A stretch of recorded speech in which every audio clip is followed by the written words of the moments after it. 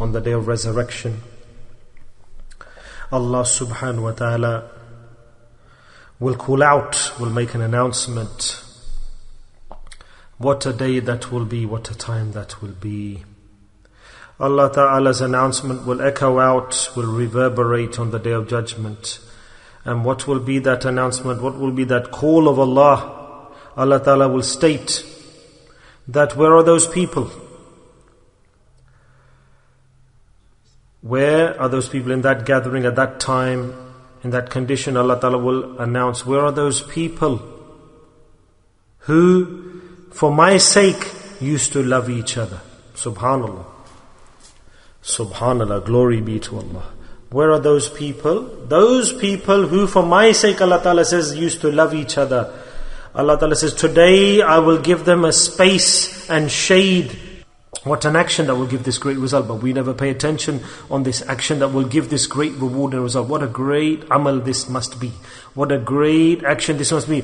That for the sake of Allah to love somebody, for the sake of Allah. Subhanallah. For the sake of Allah to have attraction with somebody, to have love for somebody, to have regard for somebody, respect for somebody. MashaAllah, there's a lot of love in the world today. A lot of links are made due to a certain type of love. But it is not enduring. There is something or other, a hidden agenda in relationships. There's a bit of greed for the world or greed for material things. But what is the reason that a person loves another person for the sake of Allah? What's the underlying factor that causes this, especially in this temporary world today of materialism, that even today blood relationships do not respect each other, recognize each other. The relatives don't recognize each other. They distance themselves from each other and they get far from each other. In this day and age, can a person think, can it be possible that a human being can have love for another human being for the sake of Allah? Subhanallah. And that love can be so pure and without any impurity that Allah Ta'ala will testify on the day of judgment about that love. That when an individual enrolls on the path as the salik,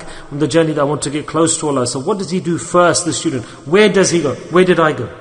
Where did all of you go to when you enrolled into tasawwuf, the subject of tasawwuf? Did you go to Darul Ulum? Did you go to an education center? Did you go to an office? There's so many places you could have gone to. Where did you go? You went to another person. You went to another individual to learn, to enroll. That's it. You just went to another individual, another human being to enroll and to start learning. What a great point, that to learn, to get close to Allah, to get the nearness to Allah, you have to go to another individual. And how did you go? Why did you go? So this is clear, proven that this is the big maqam. In this point, the underlying factor, the element, critical element here is that one who is the seeker, the student, has to go to the teacher. And how do you go? How did I go? We are sent. Because it's not the student selection, it's the selection of another force. What's happening in between it? How does the connection become clear? How is the connection made? That more than the brother, sister, mother, father, that within a second the relationship is being made between the student and the teacher. How is that relationship being forged? What's the force between the two, the student and the teacher? So what does Allah Ta'ala do? What does Allah Ta'ala do? Allah Ta'ala says that I send you to the teacher so that you can get close to me and have more love for me and come onto my path. Allah Ta'ala says into the heart of the student I instill love for the teacher. And that's it. Nothing else. Nothing else. No individual can attain bay'ah. No student can pledge spiritual allegiance to his teacher if he doesn't have love in his heart for that teacher or high regard and respect. The question doesn't arise. It's impossible for a student to have bay'ah with the teacher if he doesn't have love in the heart for the teacher. Because this is the underlying factor for this path of tasawwuf. First and foremost, the student has to have love in the heart for his teacher. Isn't this the case? So you can force a person millions of times over, give him a speech or a lecture, say to the student, this is a great teacher, take bay'ah with the teacher, and he's good. Maybe you'll be forced to do it, but you will not succeed in that path if you are pressurized or forced or there's some greed of the world and it's not due to the love of Allah, then you will not succeed. But if you take bay'ah for the sake of Allah, then you will take bay'ah at such a place to such a person that you had no thought of that person, you didn't even know that person before, no one wouldn't tell you about that person. For example, suddenly you will see the teacher, you keep on seeing the teacher and then you say, Hadhrat, Sheikh, I want to become your student. This is what happened to me.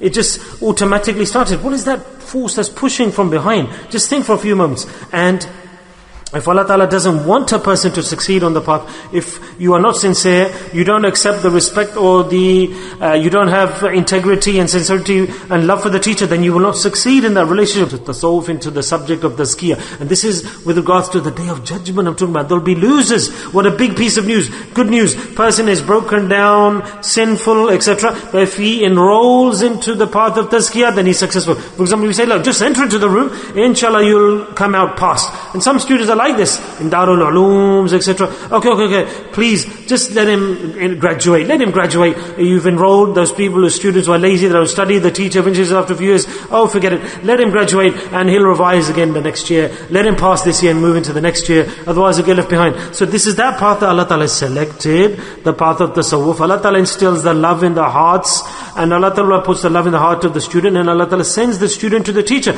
and the student becomes the ghulam, like the servant of the teacher. In reality, the student becomes like a slave and a ghulam. Just like Hazrat Bahauddin Naqshbandi rahmatullah stated, I'm giving you the references of those pious predecessors whose silsila this is. I'm just revising this subject in front of you. Hazrat Bahauddin Naqshbandi rahmatullah said, that become like this in front of your teacher, just like when a person who's deceased and somebody's touching him, you move his hand this way or his arm this way or his fingers this way, everything will succumb, it will react. So in the same way, a murid, a student, should be in front of his sheikh in the same way, just like he is lifeless. Whatever the teacher says, he does. Wherever the teacher says move, he moves. And you see this on top. In addition, that in this path, success and lack of success is due to what?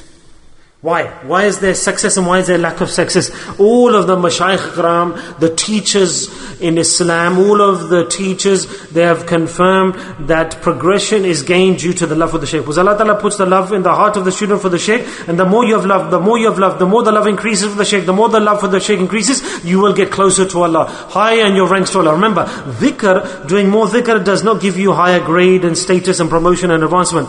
Dhikr cleans the heart, purifies the heart, washes away the impurities, but progression and menace to Allah is due to the love for the shaykh. Let me tell you this clearly. A person doesn't get closer to Allah and stronger due to dhikr. No, I'll explain to you why. That in this subject, everywhere person passes or fails, is successful or unsuccessful. In the same way, in the path of tasawwuf, the subject of tasawwuf, not every student is successful or passes with flying colours. Some get left behind, some fail. Which people leave the path of the tasawwuf? Which people fail in tasawwuf? Which people fail in purification?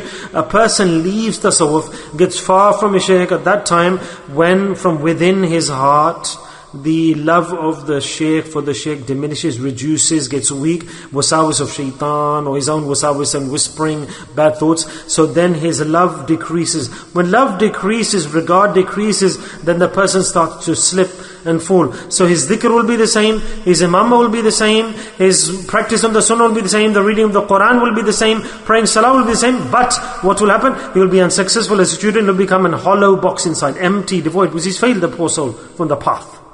Remember one point, key point. The more a student will